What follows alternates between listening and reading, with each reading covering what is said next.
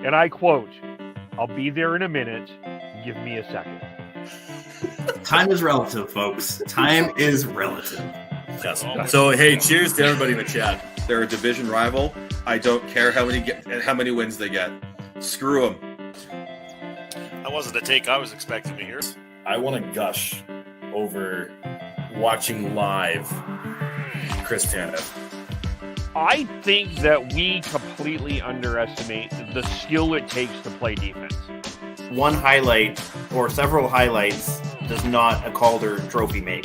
I'm stepping in here. I'm going to be the crotchety old man here. They need to learn patience. They need to understand the tension, everything, and the drama. How dare! Look at this. How is McDavid not getting a penalty? You guys need to calm down with this, okay? You guys need to calm down with it.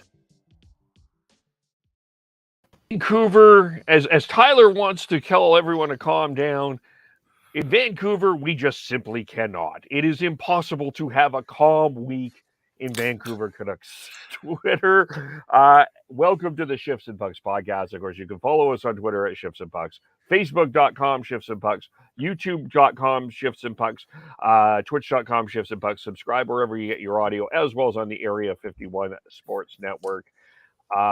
Another very, very interesting week in the Vancouver, and we'll have a lot to get into here. And we have some returns, and one of them is Tyler. Tyler has returned. No reffing, no snow. Well, not true. There's snow. You guys have all the snow. Oh, good God. Oh, good God. Yeah. Tuesday was That's having fun at work, not Tyler. Yeah. And I used to be one of those people too, I lived in Vancouver, so I've seen it firsthand. But I used to be one of those people prior to that would mock winter in Vancouver and the traffic chaos. But now that I work in the highway maintenance industry, I mean, it's just like I'm holding my breath for you guys when that's coming up. That combination of wet snow blowing around, the intensity, lack of driving in the winter experience for people down there, lack of snow tires. I mean, you just have no chance. You just got no chance. Yeah, it's the perfect storm of not preparedness. Well, I mean, you could prepare. You can look at the forecast. You can be mentally ready to tackle it head on, and as soon positive as attitudes isn't enough. It's just not going to work. And that's what happened. So yeah, in terms of chaos in Vancouver, there's both the hockey team on the ice, and then there's cars on the ice outside. It was double chaos.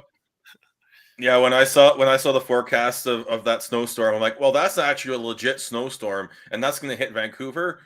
Oh boy, pray for Kevin. there were people on that took 13 hours to get their commute home. It was that, and you mean, it's, it can be a pretty lengthy commute if you're going from the airport to Langley or outside of that, or even Surrey. It can be a lengthy commute, but it's not a 13-hour commute, not on a normal day. It was rough. It was rough for people. I really felt for people. I had empathy for people there for sure. So but just not to get on this for too long, but was it the issue was the Alex Fraser Bridge and the tunnel were both not passable? Every single route south Surrey was unpassed. Like Fraser, Portman, Patello, Massey. I heard Richmond. There were people trying to go all the way to the Golden Ears Bridge in Maple Ridge to get across. Golden Ear, yeah. Wow. The only bridge that I think didn't have an issue was the Ironworkers. I think the Ironworkers was fine. I think everything else was just like was. But when everything else is down, that's going to cause a crazy bottleneck on the Ironworkers. Yeah, exactly. And then you've got and then once. Like Ladner Trunk Road, that was another one where people couldn't get around. Like pretty much anywhere, any Delta, Surrey specifically, that was the big mess. It wasn't like people were telling me it wasn't as bad in Burnaby, but it was bad. But it was really bad Delta, Surrey. That was where it was worse. Mm-hmm. In a post-pandemic world, this is where you just say, "Don't even try. Just stay home." And then Kevin's day job now is doing traffic reporting at 11:30, and I mean these are the days. I mean, in some ways, these are the days you live for. This is what it's your time to shine. But also, I mean, you're just thrown into the deep end here with a storm like that. Yeah, it's a bit of both for sure. It was a bit of both, but we got through it. We're still here. Yeah. Everything is fine, and we get to talk hockey. That's and a lot of juicy stuff to sink our teeth into. Absolutely. I mean, if it wasn't for broadcast standards, you should just summarize your shift by saying, shit's fucked, folks. Yeah. Yes, we don't have that darn CRTC on our case here, though. Yeah. That's in a nutshell. Anyway, Chris, how are you? I'm doing well. I'm back at home after a 10-day stint in trail, so that was interesting. That's why I wasn't on last week. Okay. Doing night shifts, working at a hospital, installing some data stuff. So that was definitely an interesting experience, having to scrub up and not be in like formal workwear that I'm used to. So yeah, fun. Mm-hmm. And Sean, how are you? Oh, and Chris, have you recovered? Hold on, has Chris recovered from Thursday, where his beloved that was a German bad team... sports day? Every single team I rooted for lost epically.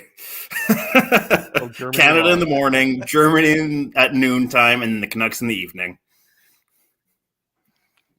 Oh, yeah, that's right. Canada. That was Canada's swan song there in soccer. Yeah, bad sports fan day. And then Germany. Yeah, I'm not following the world. I have to admit, I'm not following World Cup as closely as maybe others. Second World Cup in a row, we've gone out in group stage, which for Germany is epically disappointing. Yeah. They're usually a Final Four, Final 8 team at least. But yeah. Well, first time it's happened back to back since the 1930s. Made it farther than Italy. At least we have that.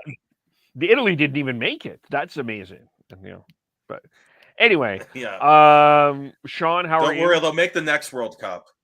I'm doing all right. Because I think only the other planets in our solar system have actually not qualified for the World Cup next year. Like I believe Mars and Venus, they're not allowed in, but we'll see about that. Anyway.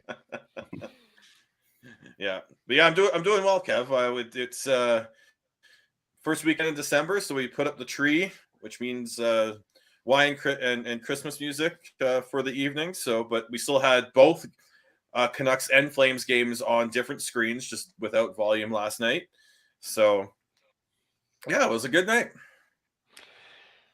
Yeah, it's also been a bit of an interesting time in Calgary. We'll get into that a little bit later because someone sucks at hockey apparently, and so we'll get into that.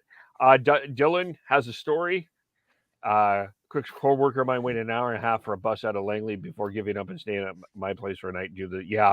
Transit was brutal too. It was just brutal everywhere. Like it was just anyway. Yeah. All right. Well, speaking of brutal, I guess the best way that we start with the Brock Boeser situation. Well, maybe we need to go back because it was as Chris mentioned, it was a rough sports night for him. It was a rough sports night for Vancouver. Oh, before I do that, before we do that, sorry, I had to remember here. Wanted to acknowledge the passing of a longtime media member, before there was a Bick Nazar, before there was a Sat Shaw, before there was a Pat Steinberg, even a Rob Kerr. There was a guy in Calgary named John Henderson. There was also a guy named John Short at Edmonton that used to take calls post-game. And John Henderson passed away this weekend, I'm going to say. I don't know the specific day. I just saw the tweet from Darren Haynes that he passed away. Wanted to acknowledge that. I was one like him that was old enough to remember John Henderson taking those phone calls. One of the pioneers of taking the phone calls post-game show passing away, and I think just in terms of probably a pioneer where we are at in the media landscape today. I mean, I don't know if there's podcasts without a John Henderson doing his thing or a John Short doing his thing, or even Dan Russell doing his thing back in the day as well. So I think it's important to acknowledge that just from a media perspective. Anyway, back to Thursday. I'm going back to Thursday because I think that this is the plan. It was another listless performance between the Vancouver Canucks and the Florida Panthers. Panthers get out to a 3-0 lead and cruise to a 5-1 victory over the Vancouver Canucks. Bruce Boudreau, I'm going to go by his words, decides Saturday night he's going to scratch Brock Boeser. They make the announcement in the morning that Brock Boeser is going to be scratched. And Dakota... Kev, I just want to clarify that one. There was no announcement about that. It was literally just he wasn't part of the morning skate lines. Although it came out that Bruce had made the decision Friday evening. Yeah, we heard that later, but I'm going by I'm going by what we knew later. But I'm just sorry, just to clarify. According to Bruce Boudreau, post game after yesterday's 3-2 win over Arizona, he made the decision Friday night that he was going to scratch Brock Boeser. Boeser is scratched. Hullabaloo for somehow Dakota Joshua is going to get into the lineup. Dakota Joshua gets an injury in the afternoon, and he's unable to go. So Brock Boeser is back in the lineup.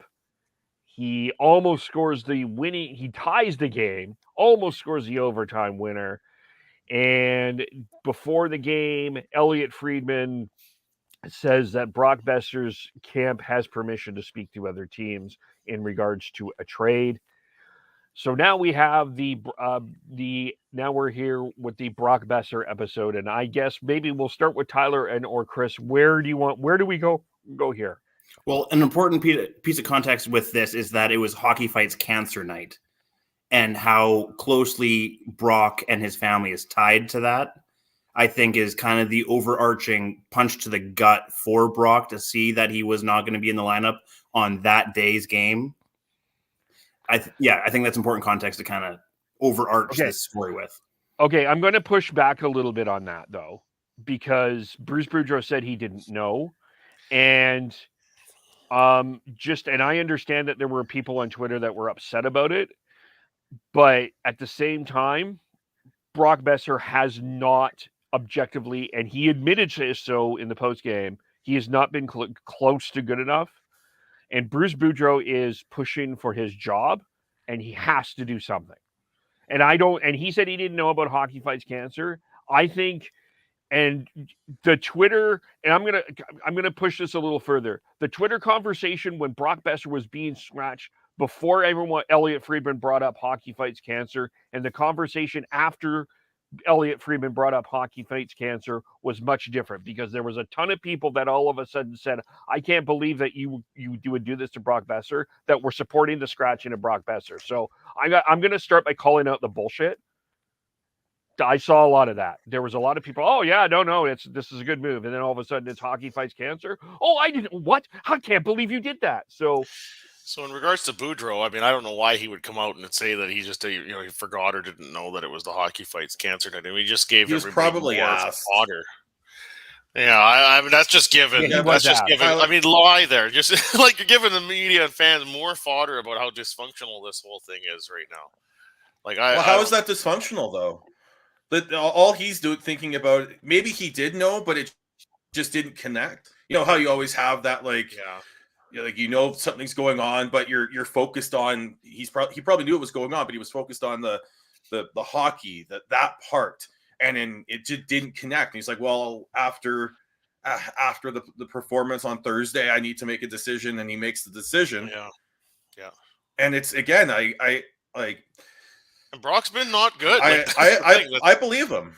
Yeah. I believe Bruce. I believe it. There was no, like, it wasn't a. But then the other thing is he's coaching for his job. He's coaching for wins. He needs to put the lineup out there that he feels gives them the best chance to win. And if short term and long term. So if he needs to make a statement by scratching a big name like a Brock Boeser or someone else, and he feels like he has to do that, he should have the prerogative to do that. It shouldn't matter what special game is coming up. Mm-hmm. If that player wants to make sure that they're playing that game and it's important to them, they need to make sure that they're playing good enough so that they're in the lineup. Yeah. And for what it's worth, I wasn't trying to say anyone was right or wrong when I brought this up, No, I the know. whole hockey fights cancer thing. I was just basically saying it plays an important part of the context of this story. Yeah. This was- Well, and this- then it's just kind of typical, I guess, Canucks, or fitting for the Canucks, that this whole scenario of it appearing like he was going to be scratched and then not being scratched comes about. So now we've got this important player that's basically gone through a half a day of public embarrassment, ends up playing anyways. But maybe the desired outcome in the end was the one that they got, because Brock did have a great game, got a goal. As he pointed out after the game, a goal that wasn't just sort of a rebound to shove it in from the side of the net, but an actual, what we're used to seeing with Brock, a nice snipe shot past the goalie, tied the game, and the Canucks ended up winning in overtime. And there's a reason why people had a lot to say about this topic, because Brock's a very likable guy, and why do we like him? Well, look how real he was with the media after the game. People just love that with Brock. I do. He's he doesn't speak cryptic. He just speaks exactly whatever he feels. And then he did talk about how important the game was for his family, and you saw him wearing the Dookie warm-up jersey, and there was a little bit more of a pep in his step for the game last night, and it helped the Canucks get a win. Yeah, I think the reason why he's a fan favorite as much as he is how human his story has been with the organization and the fans. Mm-hmm. He's not just this professional athlete. It's how human his experience has been through his experience with the NHL. Yeah. Yeah. So And if we're gonna, now longer whole... term though, I was just going to say longer term though. I mean, even Tyler. it's just one game, the report from Friedman about the agent exploring trade possibilities. The agent and Brock did not deny that that's the case. So we can assume that is happening. And, I think Brock's days in Vancouver are probably coming to an end at some point here. Go ahead, Sean. I think it's well, I think part two. There's two things I want to say is if you're gonna knock Bruce for watch Brock Boeser on Hockey Fights Cancer Night, shouldn't you be knocking the media for making such the hysteria of it? Yeah, on doing the same thing and having Elliot Friedman bring up that, and as well as the trade talks, because if we're going to be empathetic to a player who has connections to this night, why is it okay for the media to make a fucking shitstorm about this, but it's not okay for the coach to try and just win a fucking hockey game?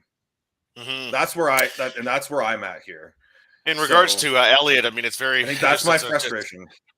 Yeah, with Elliot, it's just a coincidence of timing. I mean, he saves breaking news for the or tries to for the 32 Thoughts second intermission segment all the time on Saturdays. So he may have had this since yesterday, and it was nobody else had it yet, so he waited to break that on their show. But in regards to everybody else, yeah, it's typical. It's juicy. Everybody's going to start having the feeding frenzy when something like this comes up, and I don't agree with it either, Sean, but I don't see it going away. Well, I guess the other thing before we I think both are fair game based off of where they're. I think both are fair game based off of what the whole situation with hockey and media and everything is. There's a double standard there that no one's talking about. Mm-hmm. Well, I for me, one of the other things that I think is an interesting issue here, and one of my questions is, and Tyler, you brought this up, but I don't think you scratch Brock Boeser without going to management as a coach and saying that this is what I'm going to do. And I just find it a little bit interesting that, and a bit puzzling to me, that management doesn't come in and say and back Boudreau on this decision. They almost let Boudreau fall on his sword for this. And I don't, that has to be an organizational decision. And we're going to bring up a player that I do think needs to be scratched. That has to be an organizational decision. I disagree. You think Boudreau did this on his own? I disagree. Yes. You don't think Times both management had any? Alvin and Rutherford have said that no. Multiple times Alvin and Rutherford have said that the who is in the lineup and who isn't in the lineup is solely the coaching staff's decision. They decide that. It's not management or anything like that. Yeah, I don't. When I say organizational decision, it often that will be the coach brings forward the idea and gives them the heads up, and there is an opportunity to veto it, and they would not. They're just going to Yeah. leave it. Okay. In the Better coach's way to hands. say that. But I It's just the don't think that economy there's. side. Yeah. I don't think that there's a disconnect in the communication there. I don't think that this happens without them knowing about it beforehand. Whether they veto it or not, or there's much discussion about it is another story. But that's my feeling on it. And when it comes to other players like JT Miller, I mean, management just signed this guy to a big contract. I mean, they would have to be extremely reluctant to allow the coach to healthy scratch a guy they just signed. Well, Although they did that to Brock Boeser has though a too. recent signing too. Recent signing as well. Yeah, but the Miller contract is gigantic. But that's fair. That's fair. It's a much bigger. So the other thing with Miller and Boeser is Miller's actually been able to produce at a lot better clip than, and despite Miller's defensive issues. Mm-hmm. Well, it feels like their strengths are there's the argument that being in contradiction with each other.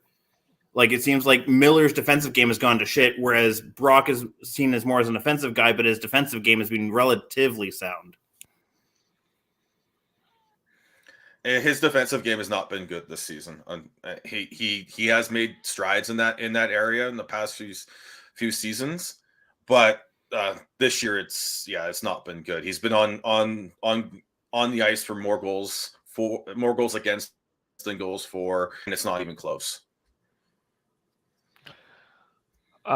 So I think it's anytime you're scratching a big name player, that's a big tough decision to make. For sure. I just think that I think my pushback on a lot of what happened that everyone's blaming the franchise, the team, the management for everything that's happened. They just went about their business. The reason it got so big is because of the base making it so big. Yeah. Canucks Twitter will Canucks Twitter, and that includes media members. Yeah, this is where I'm at with Boeser overall. Maybe this answers Dylan's question. This is sort of unpacks a few things here. I think I don't know if the Canucks are using Brock Boeser to his identity. Like I think he is a naturally gifted goal scorer. We saw that last night when that shot is on. It's a great shot. Like he is an offensively gifted player that I feel like sometimes someone is trying to pigeonhole him into be something else, and that's totally fine and that's totally fair. And he got his game going when he was playing with Pettersson for sure. But I'm also one that I do believe, just with everything that's happened with his family and everything else, a change of scenery would really help him. Like I just think that he would be in it probably would help him to be in a just a different environment. Just a fresh start somewhere else. Yeah. And sorry, I know that some people in Calgary are like, make the call. He's not coming to Calgary. Forget it. Not happening.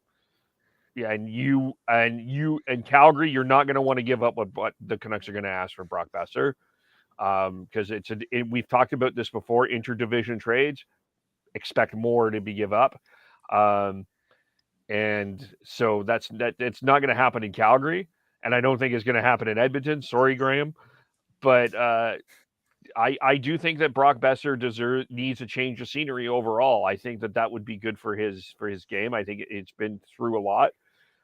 He's also been through 3 coaches here in Vancouver, because he was with Willie for a while. He debuted with Willie Desjardins. Mm-hmm. He was with Travis Green, and now he's with Bruce Boudreau. I think he's been. I don't know. I feel like maybe he's been overanalyzed or chastised. I think just think there's probably some stuff here going on that we're not aware of. And to me, I think this is a guy that could use a change of scenery. Well, and then for the Canucks, he's a guy that, whatever trade they would make, if it's going to be a player like Brock Boeser, who was part of the core, I don't think anybody's going to be too wowed by the return. It's going to feel like an underwhelming return, but we are at the point now where it's about the cap space and creating some room to.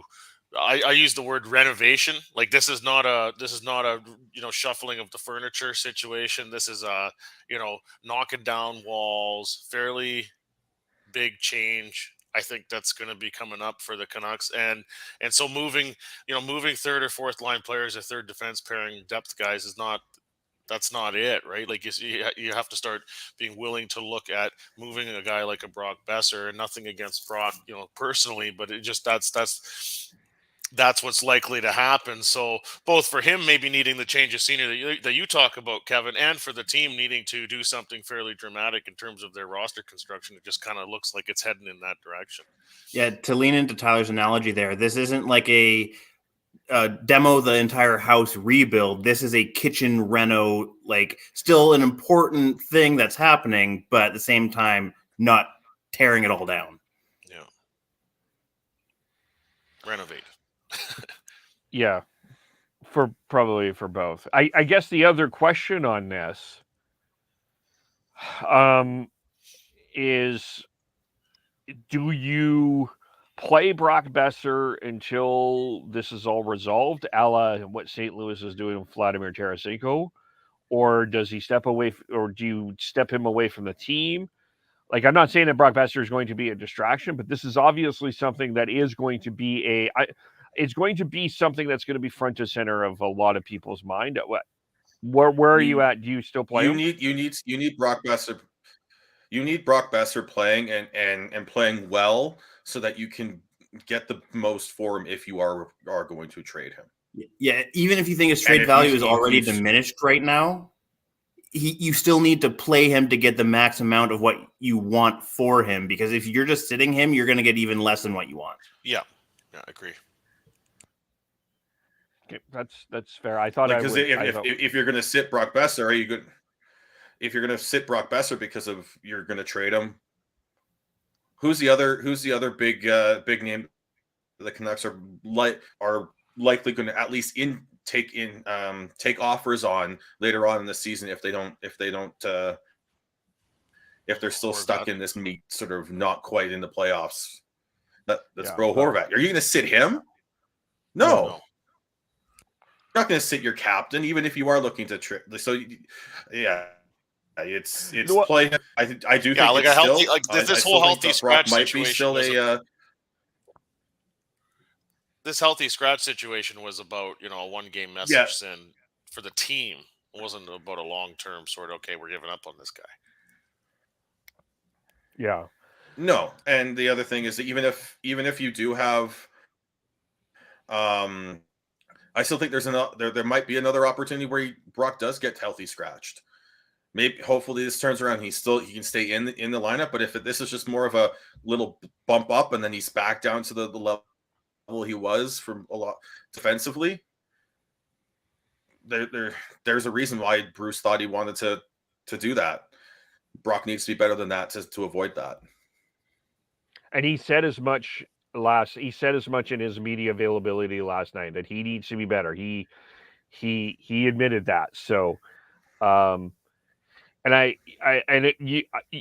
this always comes up with this controversy as well, is why is it Brock? Why is it not someone else? So I'm going to bring up a name.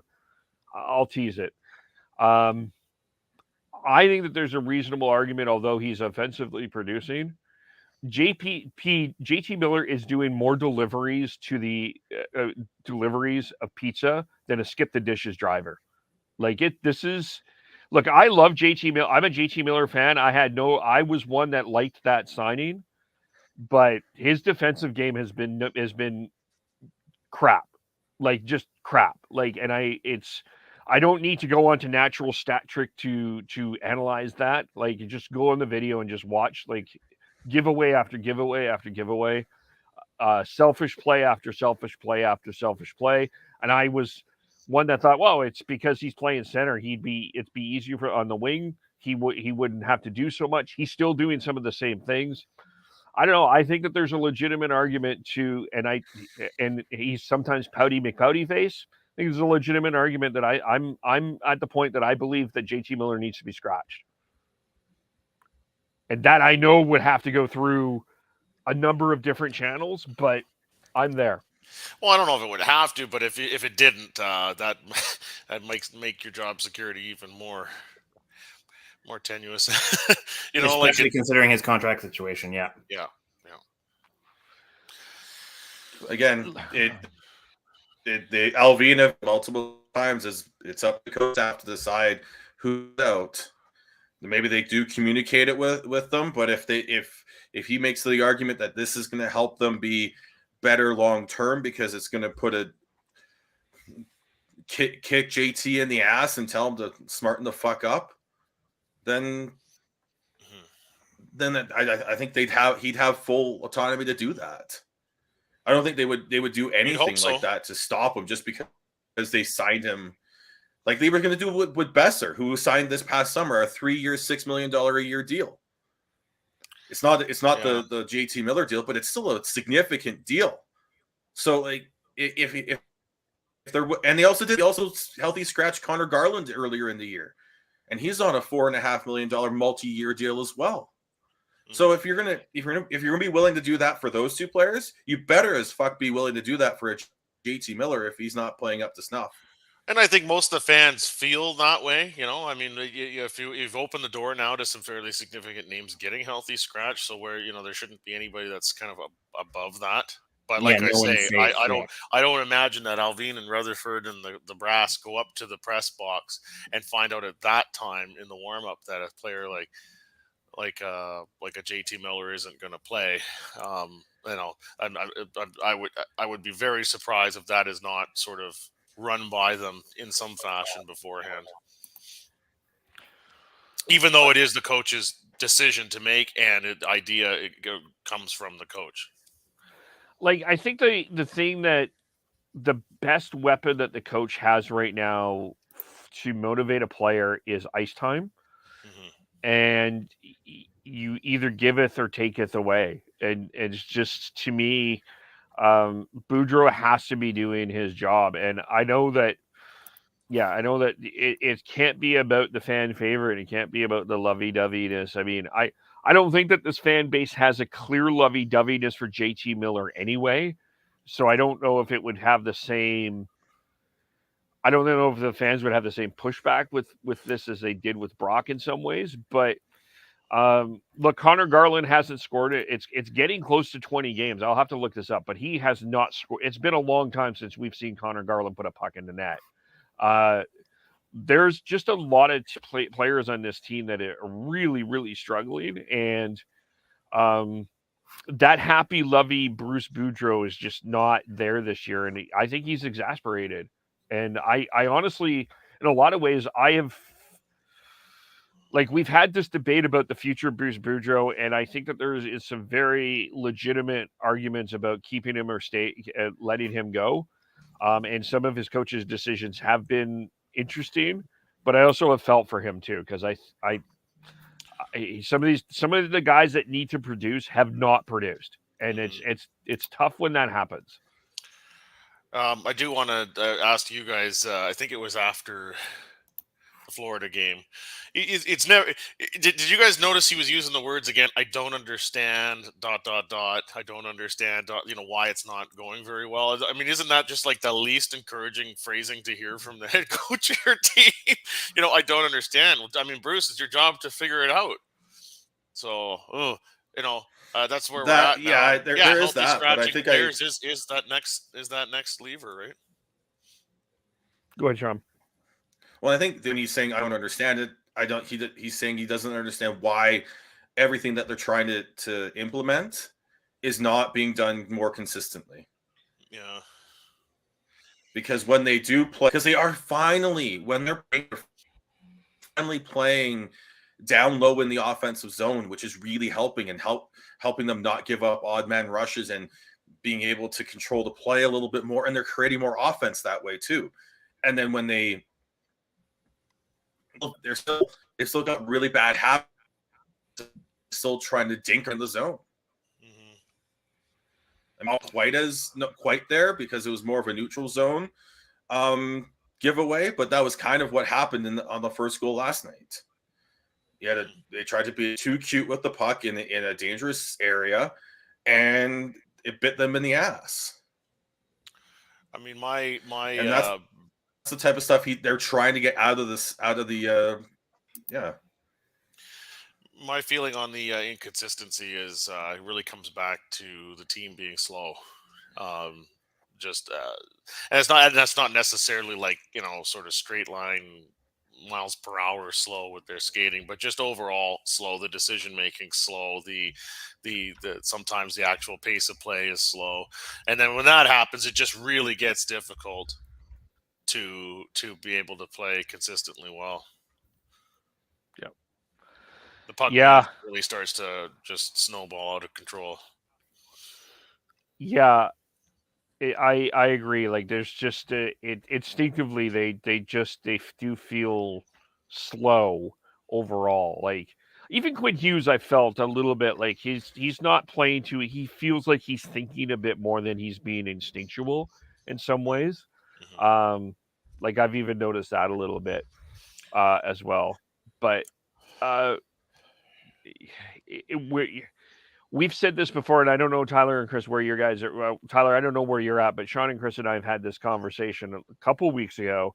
It's really hard to really assess where this team is actually honestly at.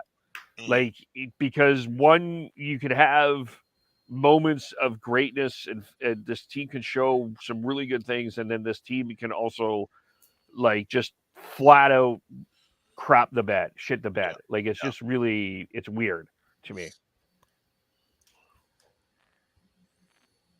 But anyway, the positive part here. Well, I guess the other news was the Thatcher Demko injury. Turns out to be a hip or a hip. They've officially called it a lower body. Yeah. It kind of looked to me like a hip issue. That's what it looked like.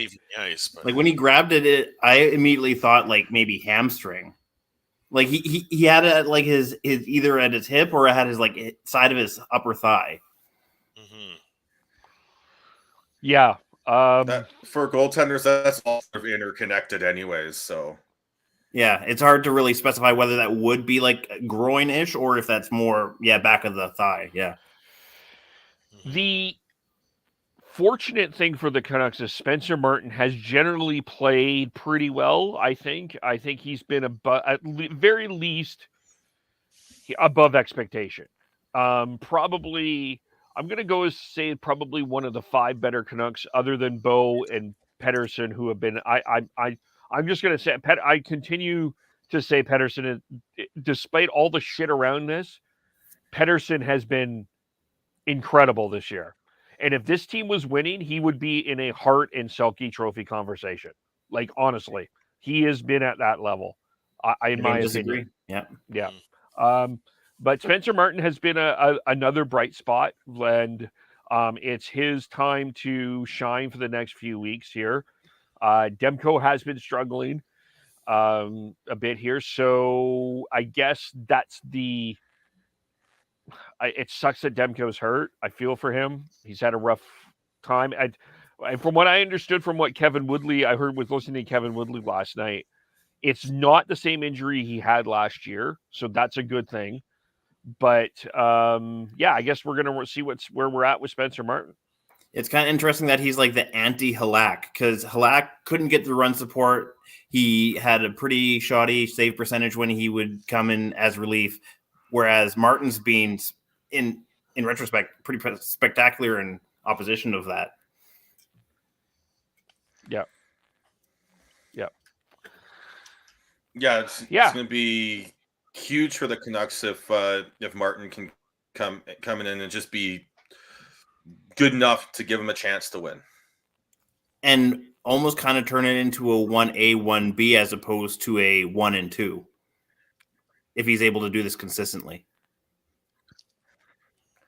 He was already turning that into that before. Not to the same extent as Skinner has in Edmonton, but yeah, definitely. Oh hell, I would say it's very similar to what's going on in Calgary with Bedard and Markstrom too. Fair, yeah. Except Demko has not said he sucks at hockey. Yeah, so can we bring that up now? I mean, that's classic Jacob Markstrom. I mean, he always that's why the guys love Marquis, is that he, it doesn't matter whether it's his fault or not. He always goes in front of the press and takes the blame for the loss. Yeah, he's brutally honest. Yeah, and his save percentage is not great, but I mean, is it brutally honest, or is that kind of put on? I mean, it's like, no, Jacob, you're an NHL number one goaltender. Like, you're not. Well, you don't suck. Yeah, maybe not honest, just brutally over the top and self-deprecating is, I guess, more accurately what I was trying to say. Yeah, that's just a well that I would caution him that he doesn't go to very often. You don't want to play that card. But that's not a new Marky. Like, he's always been really hard on himself when he struggles. He was Jack like Campbell's been like too. this too. He's often doing the self tear down after a loss. I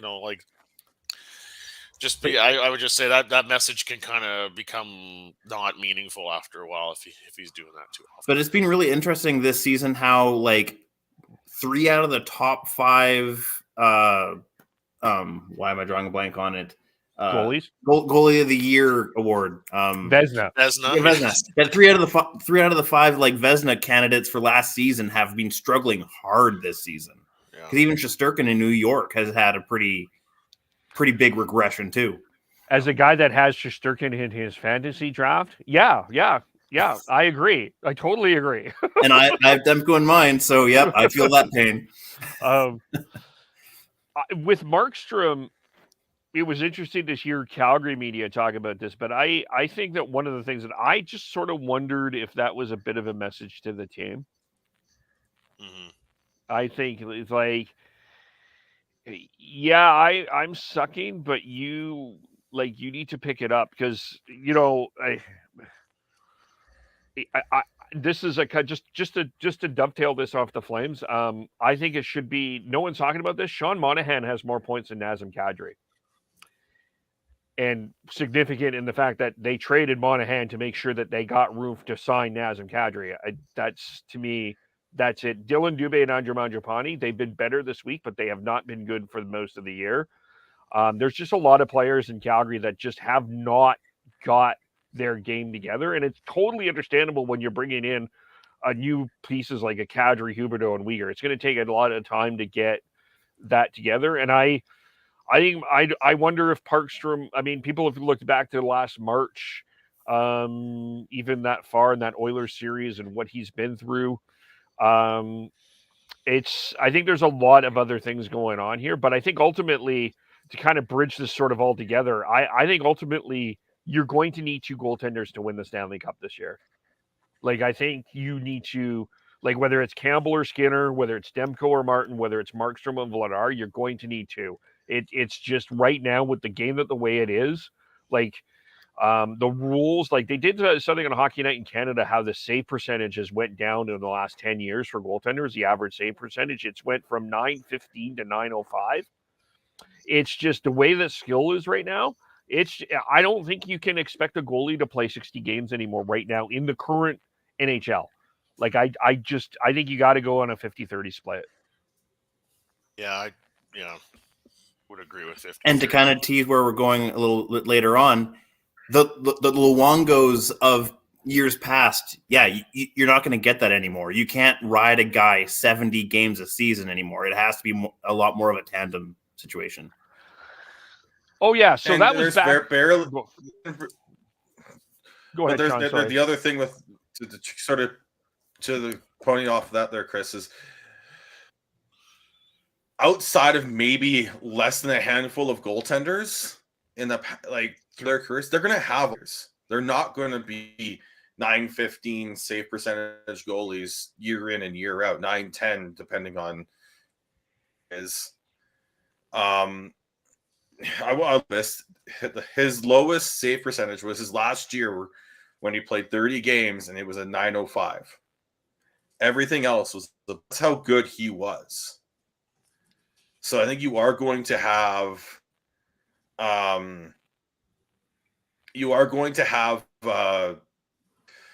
goaltenders have years off, and you need to have another, maybe not a whole year off, but at least part of it, and you're going to need to have a backup that you can trust and help you get through that.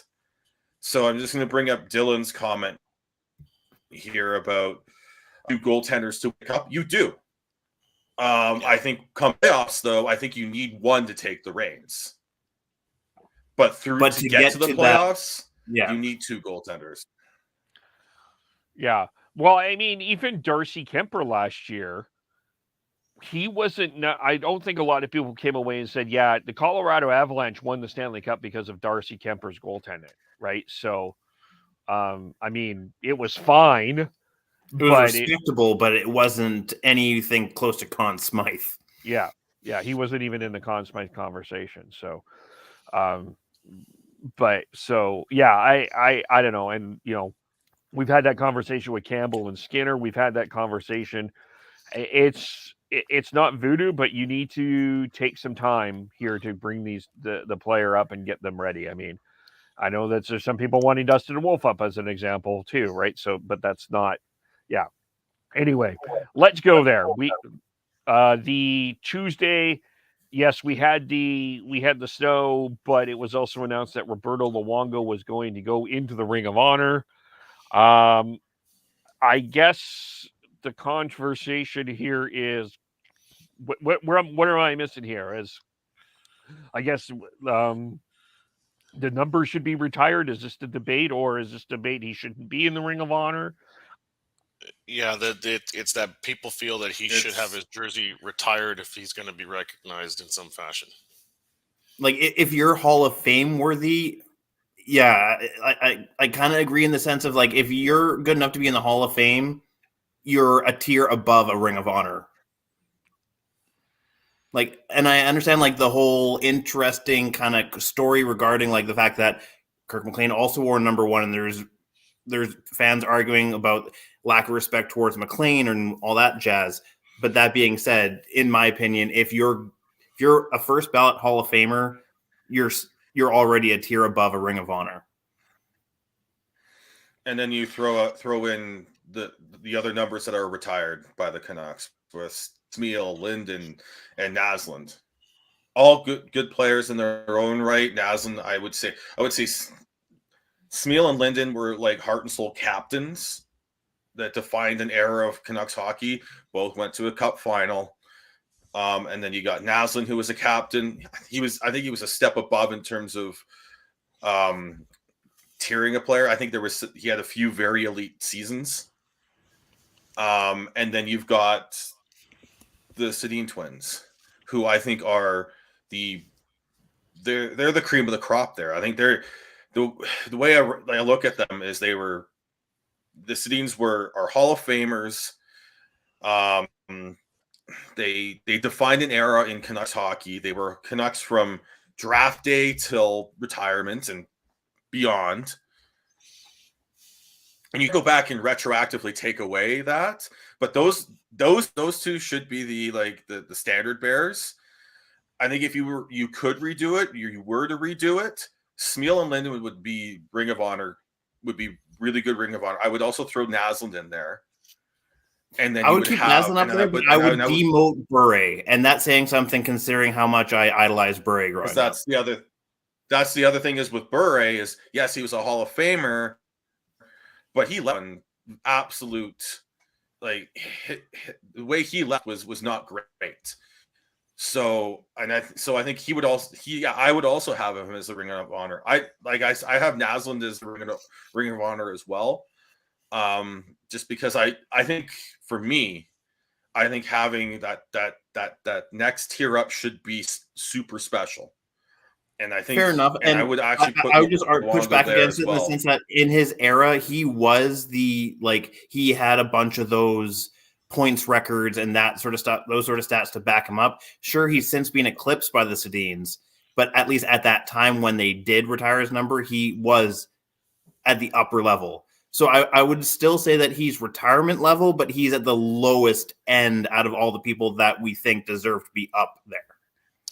So, in regards to all this, the whole discussion around Luongo is being snubbed by going in the Ring of Honor instead of having his jersey retired is because of what you guys have been talking about. It's who is already up there with retired numbers, and then making those comparisons. For me, the one that doesn't belong up there is Marcus Naslund. Sean already outlined kind of why the others are up there. In regards to Bure, I mean, I still believe just on pure talent and excitement and also being part of a Stanley Cup run, Bure belongs up there. But yes, it's crowded up there, and it got crowded up there because they have sort of overlooked some things that, such as the way Bure left. And have been willing to throw some numbers up there, and now it's become complicated, and with Luongo, I have to wonder what ultimately. I think this is a call from ownership, and you have to wonder what their thoughts are on Luongo. I mean, yes, he's probably the best goalie the Canucks have ever had, but not the only one that's worn number one, not the only one that's led the team to a Stanley Cup final. And but I think his stats kind of argue against that, though. Like his stats were but his dominant. stats overall, yes. But in that playoff run in particular, I don't know where the ownership's at. Like, is there a bit of a kind of mixed feeling about that? I would suspect that there is. I mean, he got pulled several times in that run. He didn't start a game against Chicago. He was not great in the Stanley Cup final. And then you got Kirk McLean, who's in the Ring of Honor. So the thing's very muddy, right? Eventually, and Sat Shaw talked about this on the Sportsnet broadcast on Thursday, that eventually you're going to have to make some tough calls. And unfortunately for Roberto Luongo, he's kind of caught in the crosshairs here.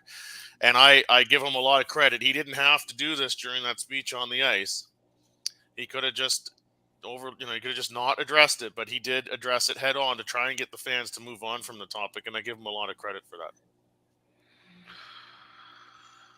He was a goaltender in the most successful point of the Canucks franchise history, right? Like the other two teams were the Smythe Division team in '84 that went to the Cup final. What was a fourth place team? The Canucks were a 7th seed in '92 or '94, pardon me. This was a But the one thing about that '94 team is that that team was good for a couple years leading up to it. In that '94 season, they just underperformed during the regular season and then found the magic on that run. So they weren't necessarily, if you just look at the standings, yes, they were the underdogs at times, but it wasn't as a Cinderella they had as the talent. But Luongo led, and whether we like it or whether we think it's an important trophy or not, they did get a President's Trophy with Luongo, and I do think that has to that has to be played into it. President's Trophy and the Jennings, and the Jennings, yes, exactly. So he got robbed for the Vezina and Hart one year. Robbed. What year was that? What year was that? Yes. Yeah, it's first year 07 when they gave it to Bedard, and then.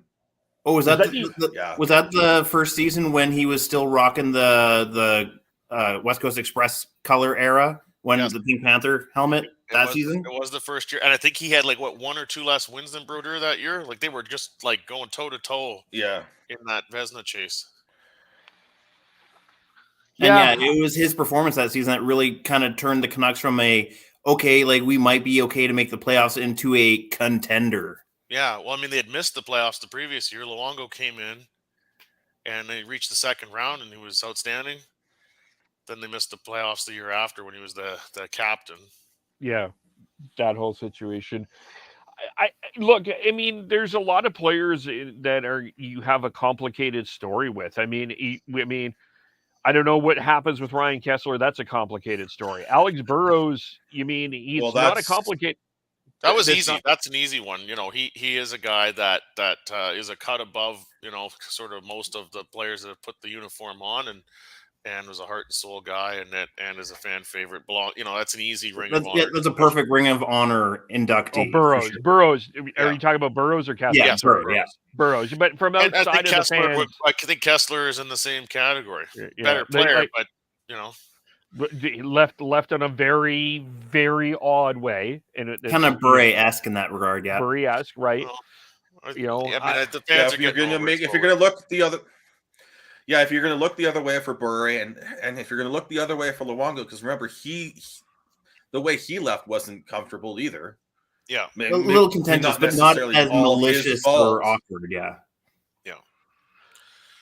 But yeah. at some point, like Kessler was the third best player on that team, third best skater on that team, And put the team on his back in Nashville. and he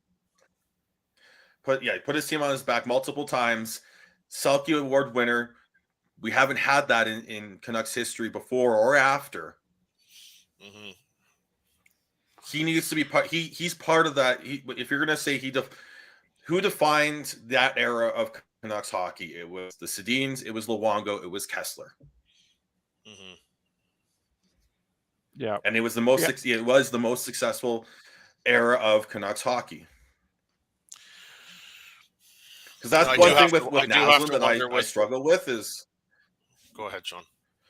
that's like when I think about Naslund is like they won a couple division titles. They never won a President's Trophy. They never made it past the second round in the playoffs. There wasn't that pinnacle peak that the Sedin era had.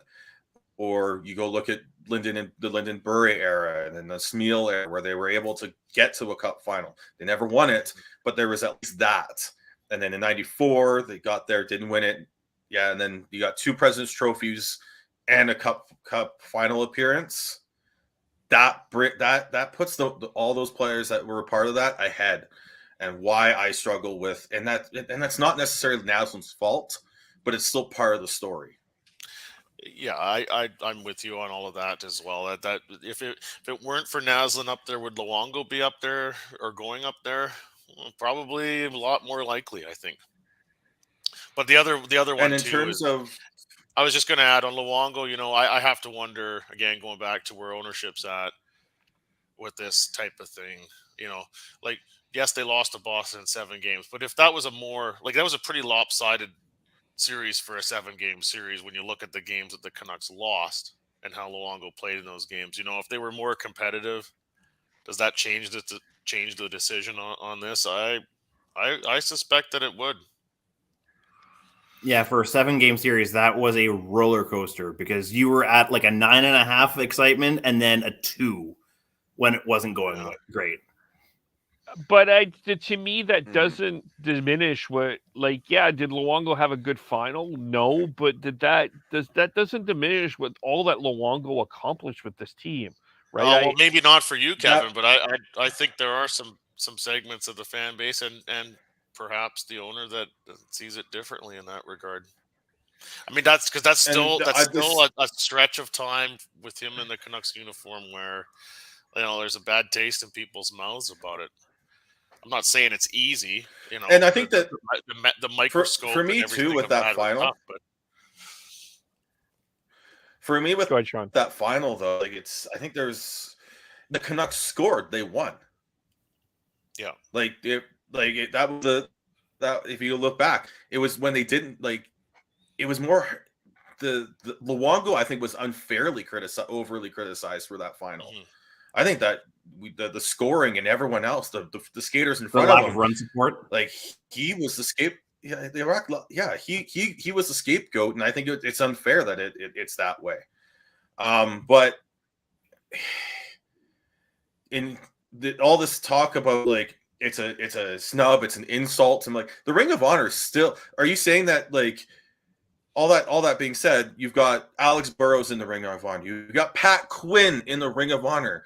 Every time you say that's a snub, that's a knock on those two people who are big parts of this organization. I wholeheartedly agree there. I that was bothering me in this whole discussion too, how the people are looking at the Ring of Honor like it's some kind of like just something like scary ground being spit on almost. Yeah. Yeah, no, like just a second here. Like it's not a jersey retirement, but like it's just one tier lower.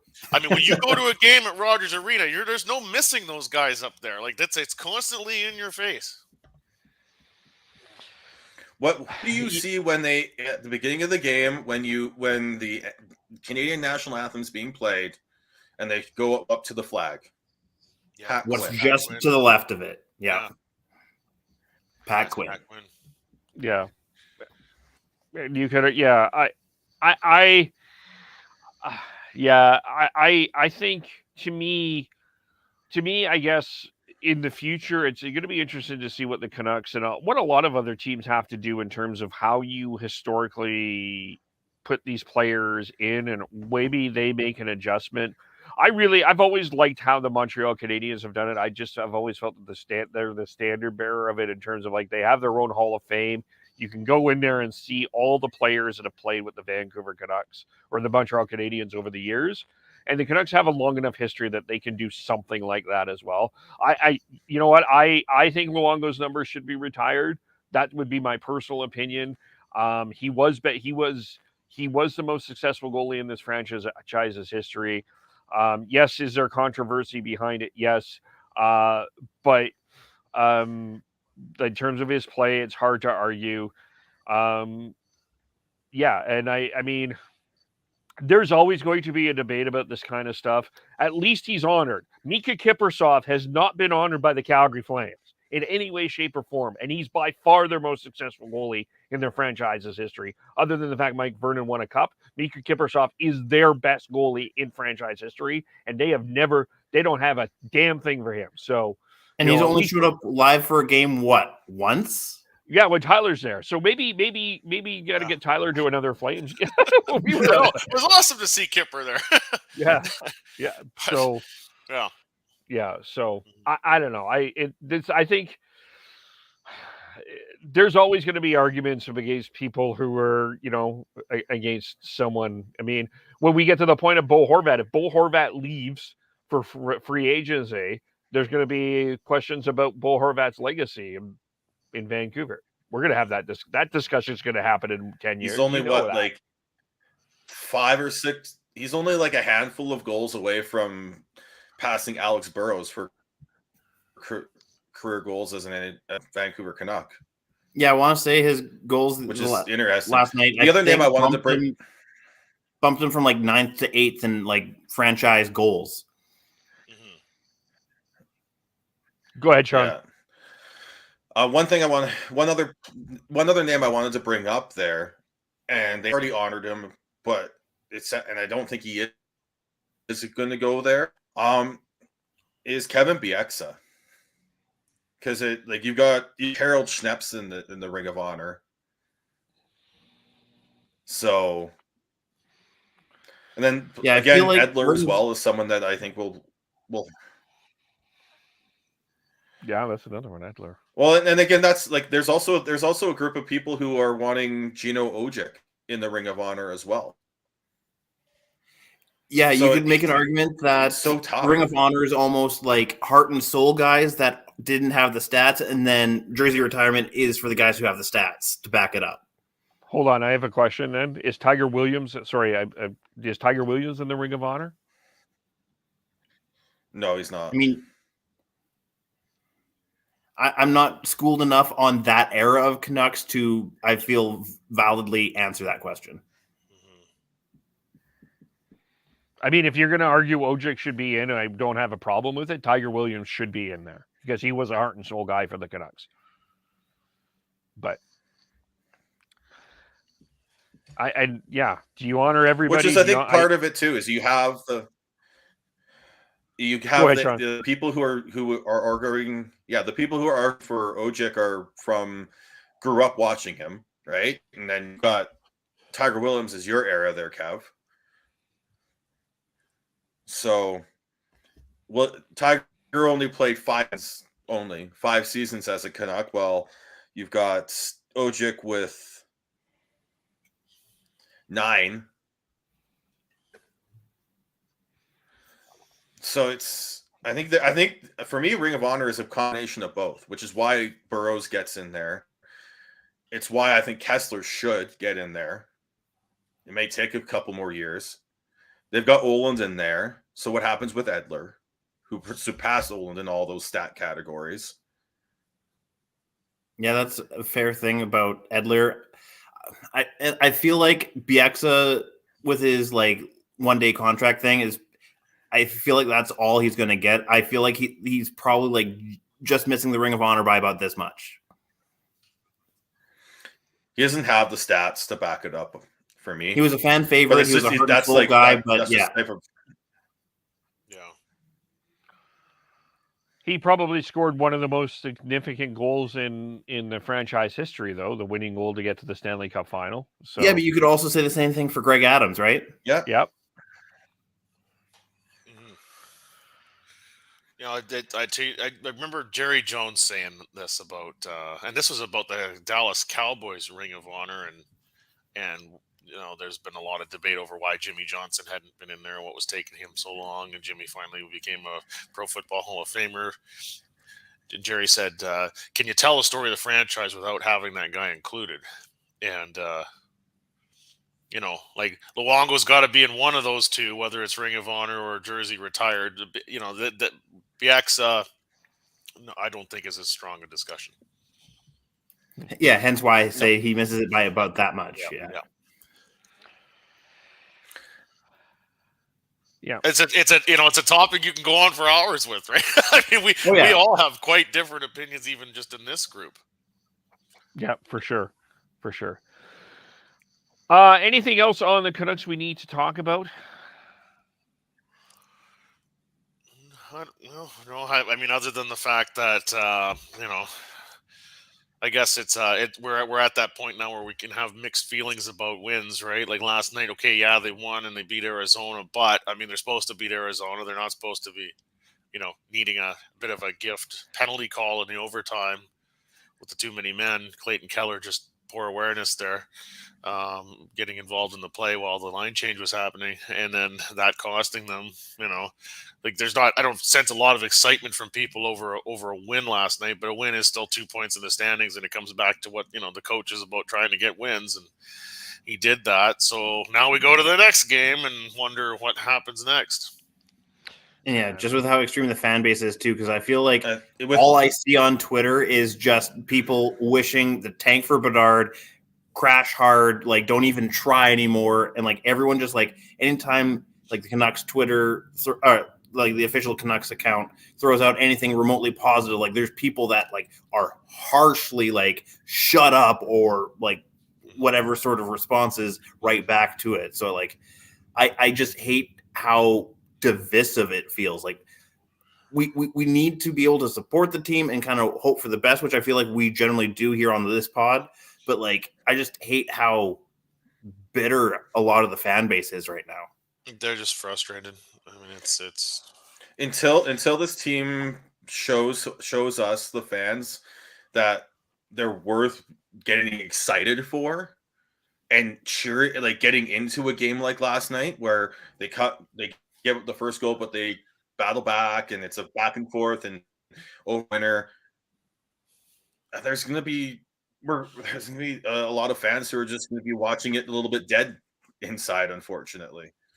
And yeah, I'm totally fine with like dead inside and jaded, but like it's how bitter and how spiteful some of them come across. Well, that's Twitter though. I mean, people are like that on all topics. Yeah. I mean, I mean, you can look at Flames Twitter and how much they're butchering Milan Lucic for pretty much everything, right? Like it's the same. It's the same everywhere. But I get where you're coming from for sure in terms of that. One other thing, I do think we need to congratulate Luke Schenn. Yes. Yeah. Thank you for bringing that up.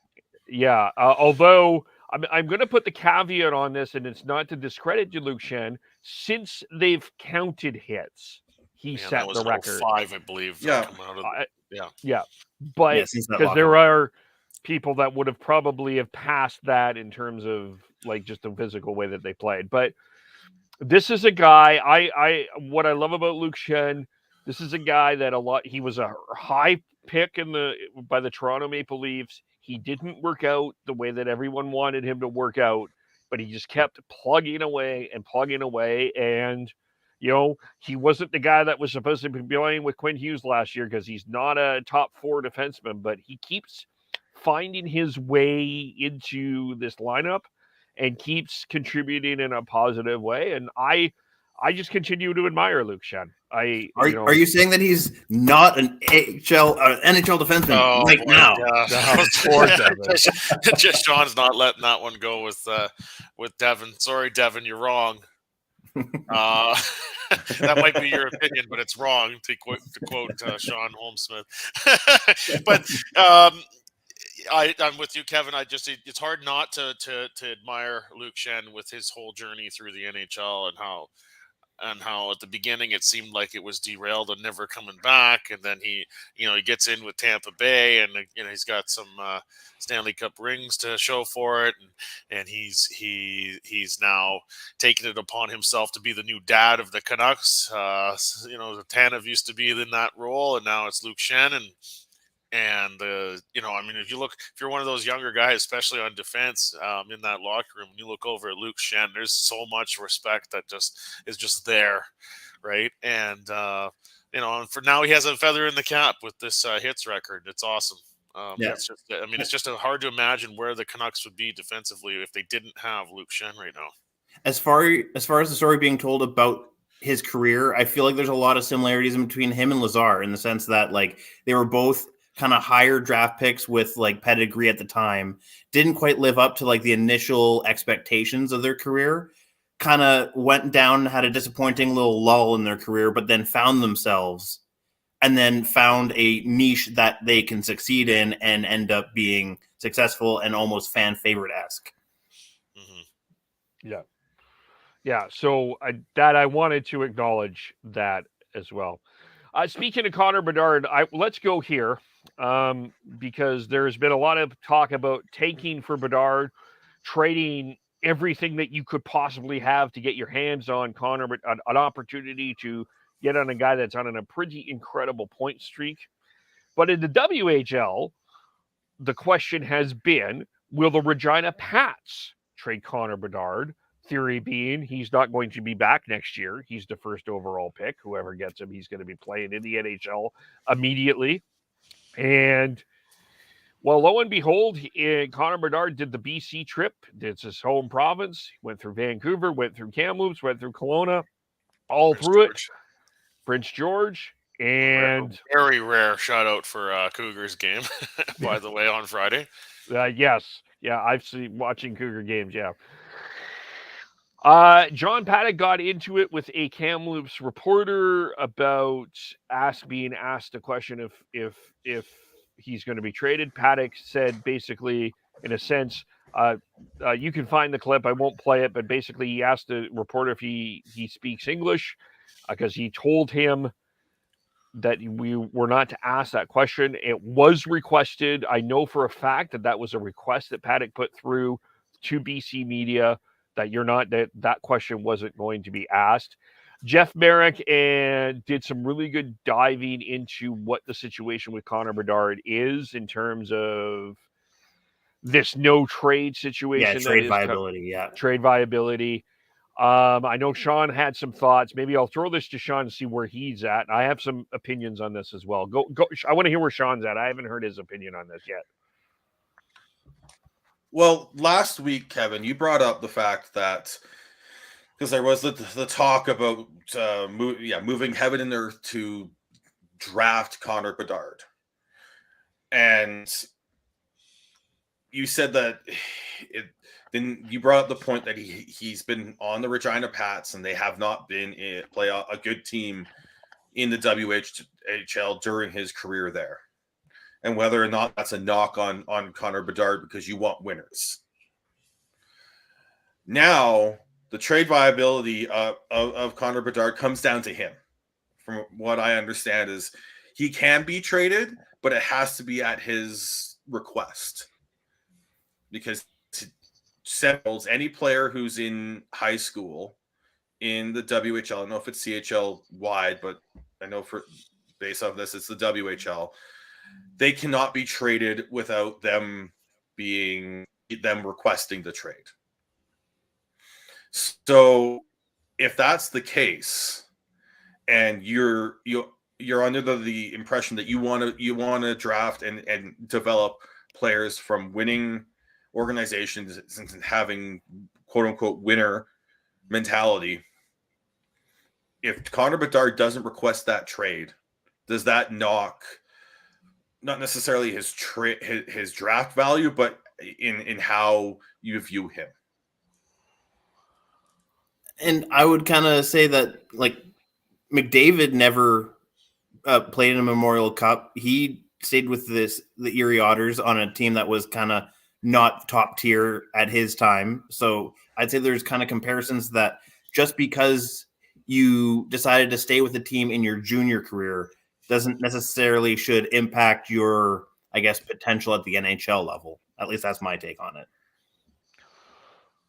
Well, just to answer Sean's question, the one question that people had about Connor Bedard early was his opposition, because he was only playing, he was amazing, people, but at the same time, it was through COVID. He didn't have a whole heck of a lot of travel. This is the first year that we've seen Connor Bedard travel across the WHL. This is his first, and he's been absolutely impressive. There's no question about it. And really, when you're the Regina Pats, you're actually in a playoff spot. You're in 6th place. You've actually been doing pretty well. Like, you got off to a slow start, but you're 13, 12, 1-1. You're 28 points. Like, I guess the other perspective of this is the other side of that. If he doesn't ask for a trade and Regina goes on a run, that's, to me, says a lot about Connor Bedard as well.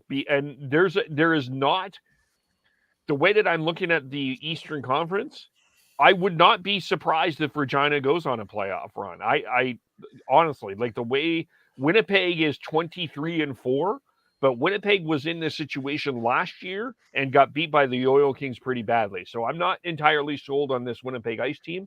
And I'm not necessarily sold that any of these teams ahead of Regina right now can win.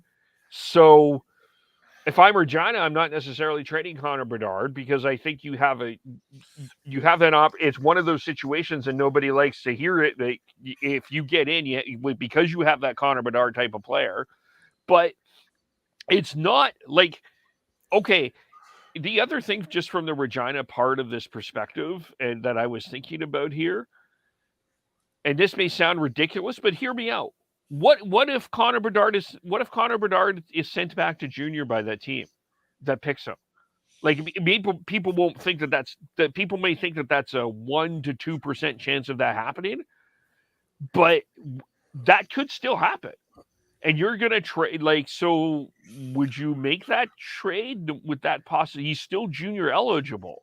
If this was a guy in his last year at junior, I could, maybe the argument makes more sense, but he's still junior eligible, even if he's drafted.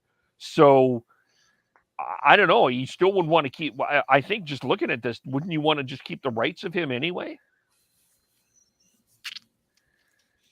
I mean, it all depends on where, with it being a cyclical league and everything, where is Regina in their building towards being a top end team? Mm-hmm. But for me, I also think that he's a kid, right?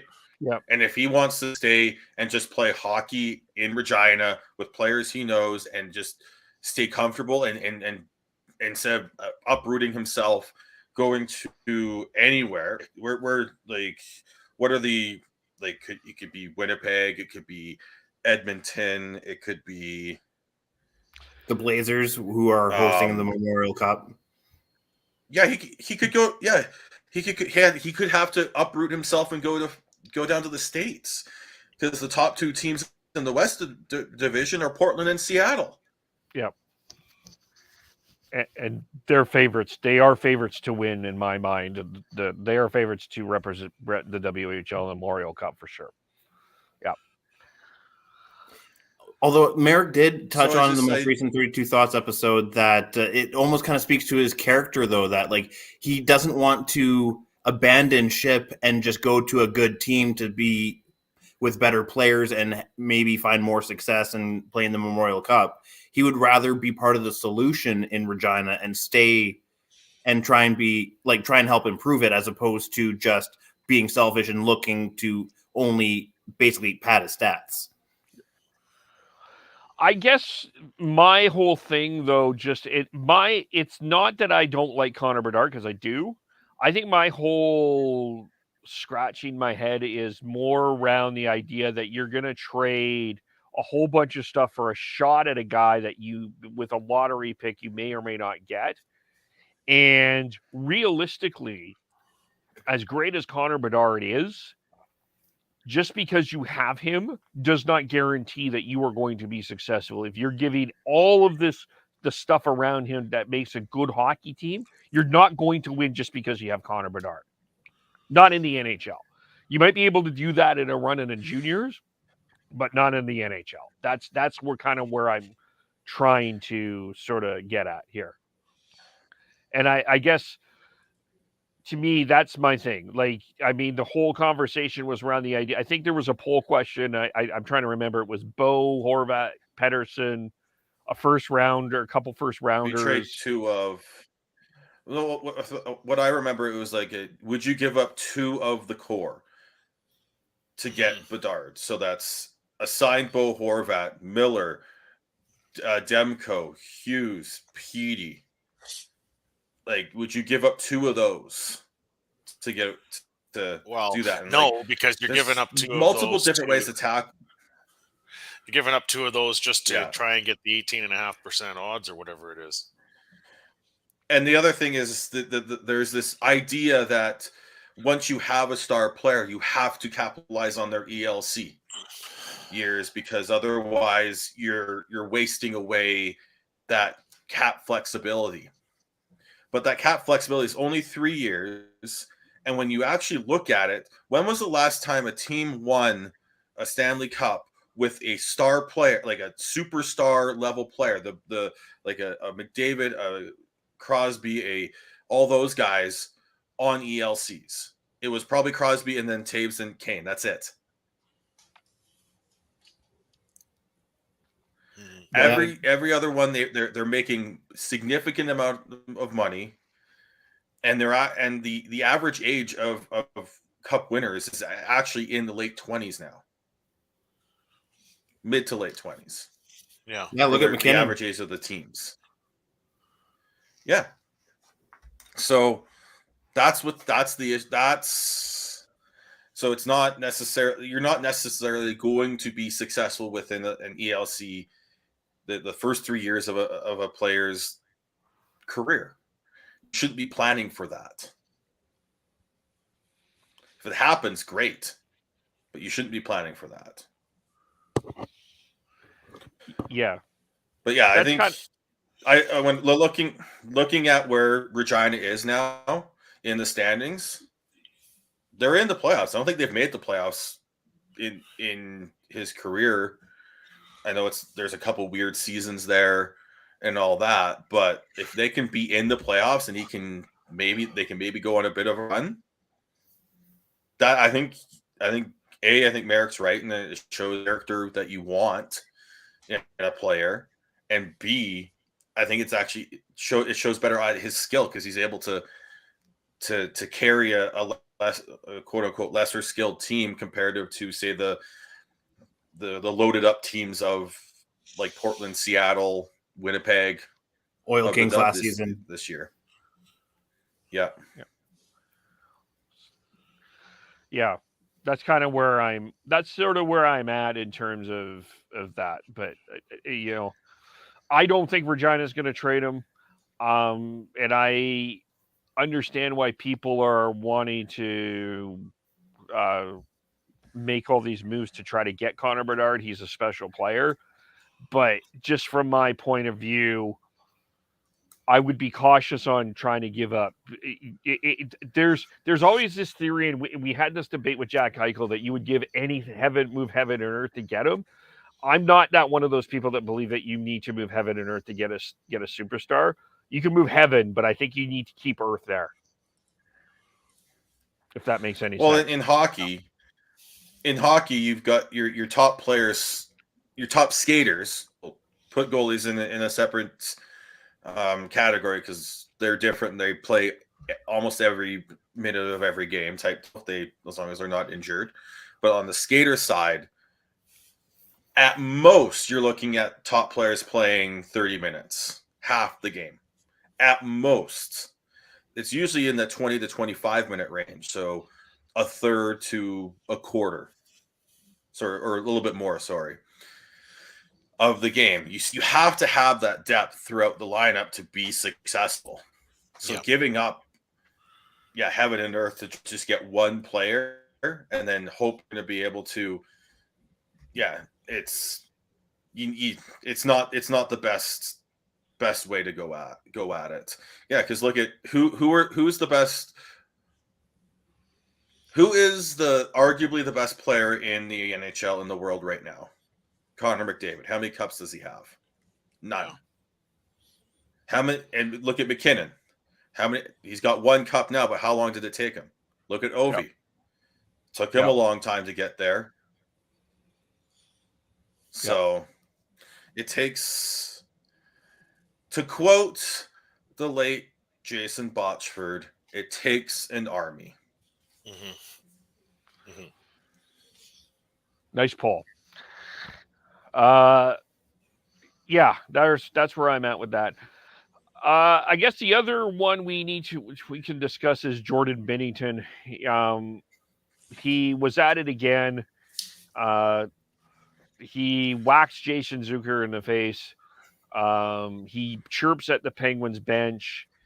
I've said this about Binnington before. I'm not sure if he's going to stop a puck, swing a stick at someone, or try to get into a fight. But this, I think, I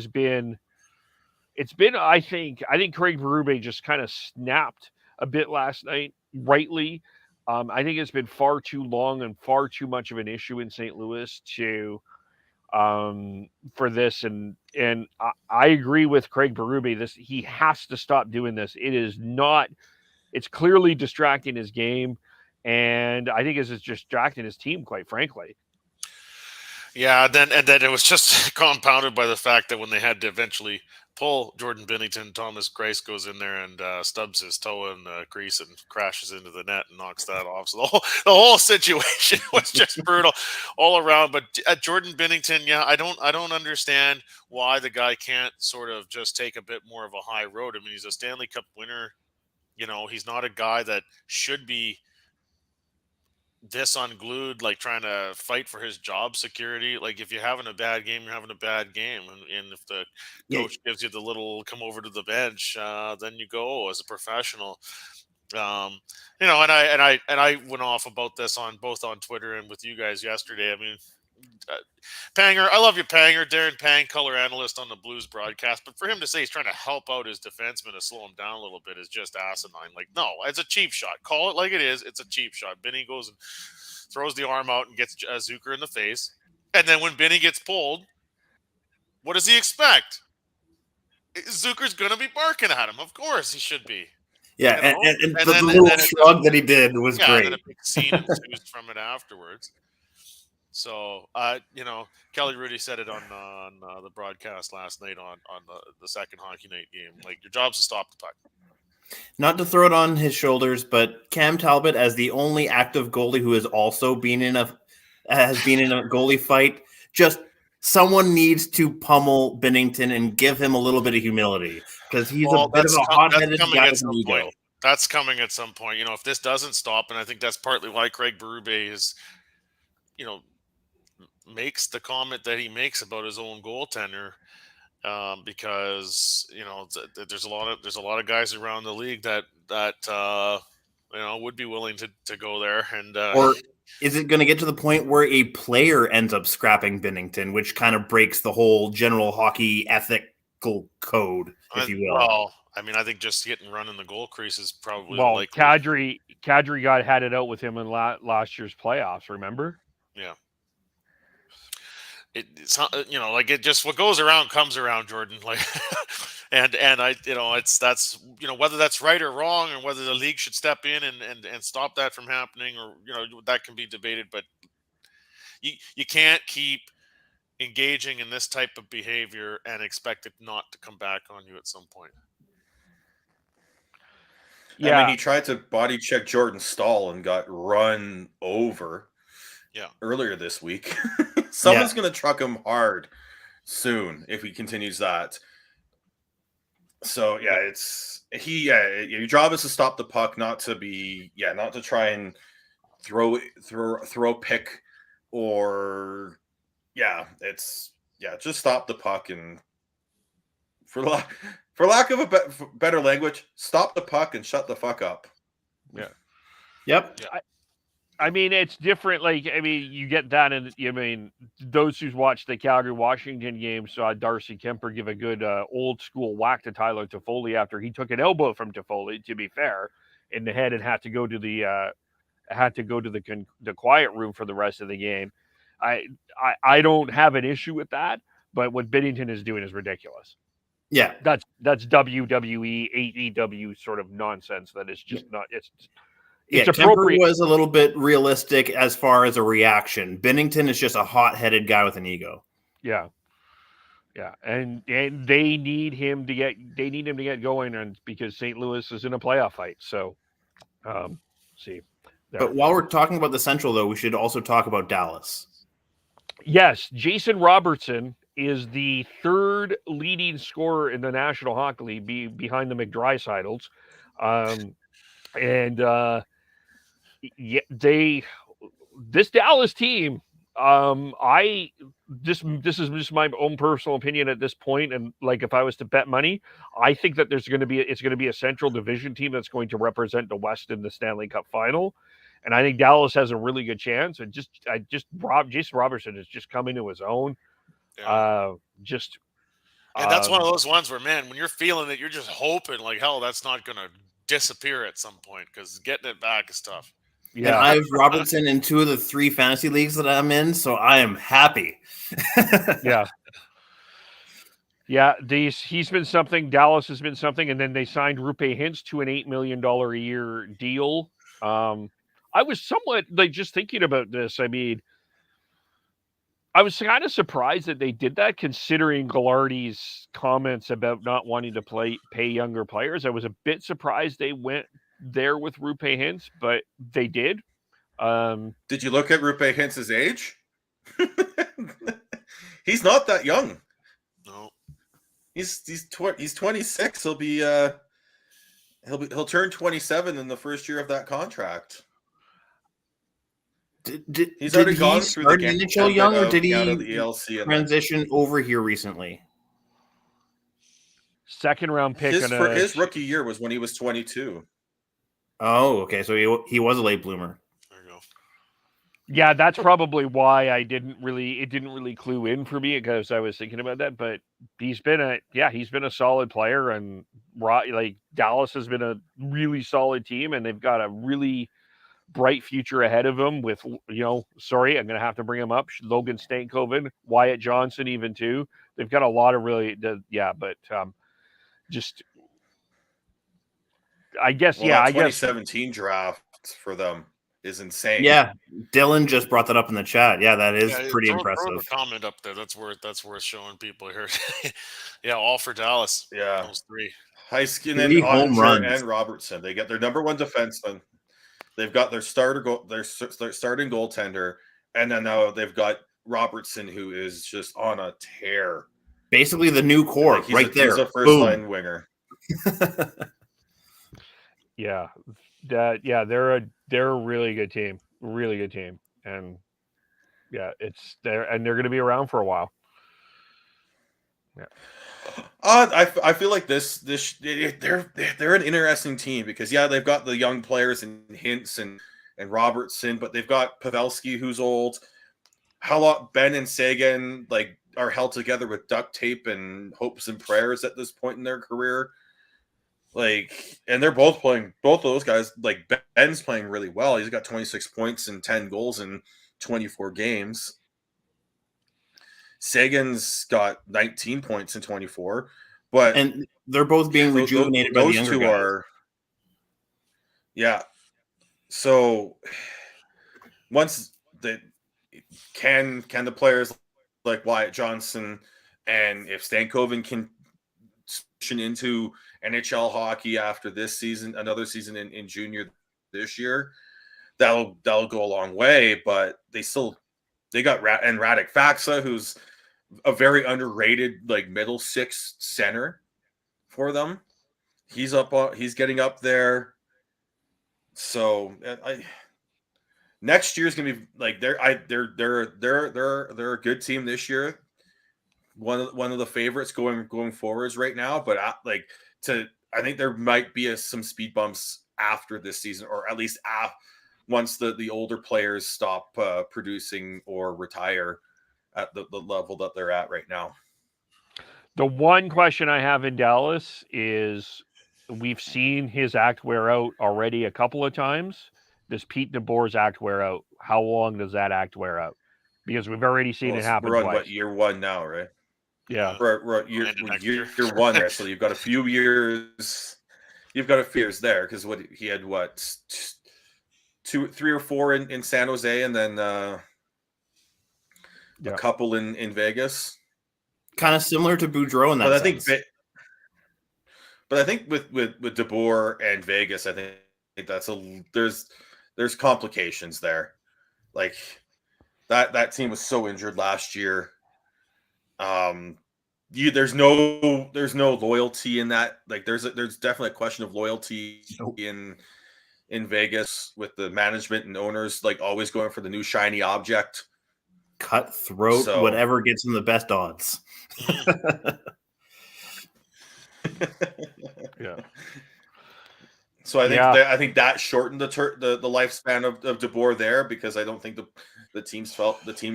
players would feel that the organization had their backs. Yeah, and there might have been questions there. So, but yeah, they're a really good team, and Ottinger's looked good, but he had the injury. Can they? But Wedgwood's played well as well. Yeah, that was a sneaky good pickup last year, eh? They got him late in the trade deadline. That was a sneaky good one. Anything else? I think that about covers it, unless you want to basically talk about how Hintz potentially is a comparable with Horvat and Larkin, but that's about it. He's not really a comparable to Horvat. He would probably be more like, just in terms of style, not age. I would say he's more of a comparable to Pedersen just because of style, but not age. I wouldn't say that. But if I was Horvat's camp, I would probably be using Rupe Hintz as an argument. But if I'm the Canucks management, I don't think that they're going to be using Hintz as his number. I think Hintz more of a comparable for Pedersen ultimately, just in terms of style of play. I see Hintz more of a Pedersen than a Horvat. More of a playmaker than a play driver. I think when you look at Hintz and Horvat and all that, I think it is a comparison, at least contract wise. And I think it's because of he scored 30 goals last year. He's on pace for another really good season this year. I mean, the other thing with Bo, though, is he's got 20 goals this year, almost 20 goals this year already. Does he have 20 now? Was that the overtime 20th, or was it 19? 19. Yeah, 18 and 19. So, yeah. So, Bo's on one hell of a tear as well, and that's really going to help his bargaining power there. Yeah, because in the offseason we were saying that it was going to start with a 7, and now with how he's playing, it's likely going to start with an 8.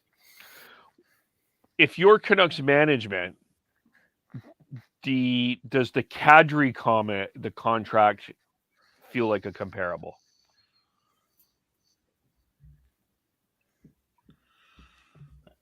I'm waiting for someone else to jump in because I feel like I don't have a stronger opinion. I'm trying to pull it up. Kadri's making He's 6. hustling. Kadri's making 6. 7. Or 7, sorry. Right. I mean, comparable in the sense of like, I feel like Kadri came into his own a lot later in his NHL career, whereas Bo's been decently consistent almost his entire career. So I feel like it's two different arguments. I think Bo's come into his own later on in his in the career as well. Like, yeah, he's been solid, but he's taken a step the last couple seasons, and that's outside of what the averages are for players, at least statistically. Mhm. So I think I also think that the issue with Kadri was that he signed as a 32-year-old as opposed to Bo, who's going to be signing as a 27. Yeah. And I'm So just I think looking at that's what. Yeah.